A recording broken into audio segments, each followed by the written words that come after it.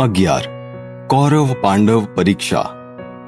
ઉત્તમ માર્ગદર્શન, સતત તાલીમ, અખંડ અભ્યાસ અને સખત પરિશ્રમ એ દ્રોણાચાર્યના શિક્ષણ સૂત્ર હતા. એમના પ્રત્યેક શિષ્યો જાણે નગદ નાણાં જેવા હતા. એમના શિષ્યોએ અપેક્ષિત સ્તર પ્રાપ્ત કર્યું છે એ ધ્યાનમાં આવતા જ તેઓ ધૃતરાષ્ટ્ર પાસે ગયા અને બધા રાજકુમારોની ઉત્તમ તૈયારીનું સરસ વર્ણન કર્યું. એ બધાની કુશળતા ધૃતરાષ્ટ્રને દેખાડવાની પોતાની ઈચ્છા તેમણે એની પાસે વ્યક્ત કરી.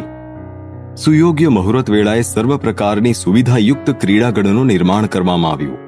પ્રાત્યશિકનો દિન ઉગ્યો. કાર્યક્રમના સમયથી ઘણી વાર પહેલેથી જ સભાગૃહ પ્રેક્ષકોથી ઉભરાતું હતું. યથા સમયે ભીષ્મ, વિદુર, અન્ય રાજવીઓ તથા અમાત્યો સાથે ધૃતરાષ્ટ્ર સભા સ્થાને આવ્યા. કુંતી સાથે ગાંધારી અને અન્ય રાજવી મહિલાઓ તેમના નિશ્ચિત બેઠક સ્થાન પર વિરાજમાન થઈ. યુદ્ધવેશ ધારણ કરી સર્વ રાજકુમારો એક પછી એક મેદાનમાં ઉતર્યા. પ્રથમ તેમણે કેટલાક સાંધિક પ્રયોગ દેખાડ્યા. એ પછી ધનુષ્ય બાણ, શૂલ, તલવાર, ભાલા, ચક્ર, ગદા વગેરે અનેક શસ્ત્ર વપરાશમાં વ્યક્તિગત કૌશલ્ય પ્રદર્શન કરી બતાવ્યું. રથ, હસ્તી, અશ્વ વગેરેની ચાલન પ્રવીણતા પણ તેમણે બતાવી. કોઈએ મલ્લવિદ્યાના તો કોઈકે બાહુયુદ્ધના દાવપેચ દેખાડ્યા.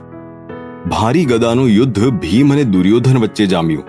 દ્રોણ શિષ્યોનું આ કૌશલ્ય જોઈને પ્રેક્ષકો અને માન્યવરોના મુખથી ધન્યવાદના ઉદ્ગાર નીકળતા હતા. છેવટે અર્જુન મેદાનમાં ઉતર્યો. એણે પ્રત્યેક શસ્ત્રના દાવપેચ ખેલી બતાવ્યા. ચાલતા ઘોડા પરથી હાથી પર અને દોડતા હાથીની સૂંઢ પરથી સરકીને પુનઃ બાજુમાં દોડતા અશ્વ પર આરૂઢ થવું વગેરે પ્રયોગો એણે કરી બતાવ્યા. અર્જુનનું પરાક્રમ જોઈ નાના મોટા સૌ દંગ થઈ ગયા. અર્જુનની કુશળતાનું પ્રદર્શન પૂરું થયું ત્યાં તો ક્રીડાગણમાં પ્રવેશ દ્વાર પાસેથી કર્ણે બાવણું જોરદાર ઠોકી સર્વનું લક્ષ્ય કેન્દ્રિત કર્યું. ધડાધડ પગલા ભરતો મેદાનની મધ્યમાં ધૃતરાષ્ટ્રની સામે મુખ રાખી એ ઊભો રહ્યો. રાજાને વંદન કરી અર્જુને કરેલા સર્વ પ્રયોગ કરી દેખાડવાની અનુમતિ માંગી. અર્જુને દેખાડેલા સર્વ પ્રકાર એણે એવી જ કુશળતાથી કરી દેખાડ્યા. માત્ર એની રજૂઆતમાં કુશળતા હતી, પણ સાહજિકતા ન હતી. અહંકાર હતો, નમ્રતા નહોતી. પોતાના ધનુષને ઊંચું કરી કર્ણે ગર્જના કરી.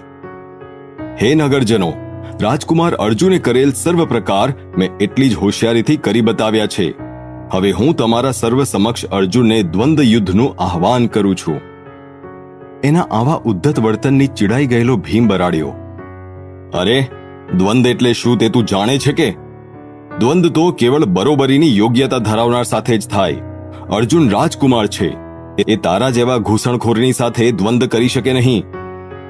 આ શબ્દો કાને પડતા જ અભિમાનથી અક્કડ એવો કર્ણનું શીર દાંડી તૂટેલા કમળની જેમ ઝૂકી ગયું. દીર્ઘ નિસાસોએ નાખવા માંડ્યો. બરાબર એ જ સમયે દુર્યોધન પોતાના બાળ મિત્રની મદદે દોડ્યો. મનુષ્યની યોગ્યતા કેવળ એના કુળ, ગોત્ર કે વર્ણ પરથી આધારિત નથી હોતી. એનું પૌરુષય, શૌર્ય અને સામાજિક સ્થાન એની યોગ્યતા સિદ્ધ કરનાર છે. કર્ણે પોતાનું શૌર્ય તો પ્રગટ કરેલ જ છે. હું હમણાં જ અહીં જ કર્ણને અંગ દેશના રાજા તરીકે ઘોષિત કરું છું અને અહીં જ એનો રાજ્યાભિષેક કરું છું. તાબડતોડ ત્યાં મેદાનમાં સુવર્ણ સિંહાસન લાવવામાં આવ્યું. વેદ મંત્રોના ઉચ્ચારથી બ્રાહ્મણોએ તેનો રાજ્યાભિષેક કર્યો. દુર્યોધનની આ ઉદારતાથી કર્ણ ગદગદ થઈ ગયો. પ્રેમથી દુર્યોધનને ભેટી પડ્યો. મિત્ર દુર્યોધન, આ ક્ષણથી આ કર્ણ તારો જીવનભરનો દાસ થઈ ગયો. મારા પર તારો પૂર્ણ અધિકાર રહેશે અને આ જીવન મારી નિષ્ઠા તારા ચરણોમાં સમર્પિત રહેશે.